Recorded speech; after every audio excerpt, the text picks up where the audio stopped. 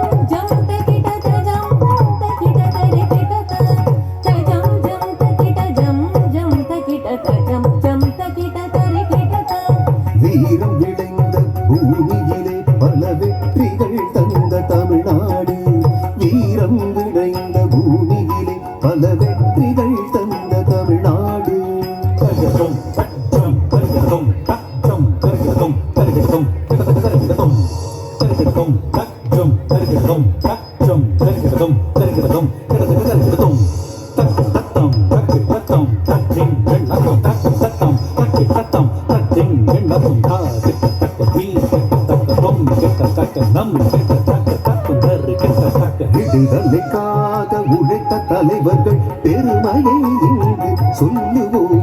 விடுதலைக்காக உழைத்த தலைவர்கள் பெருமையை இங்கு சொல்லுவோம்.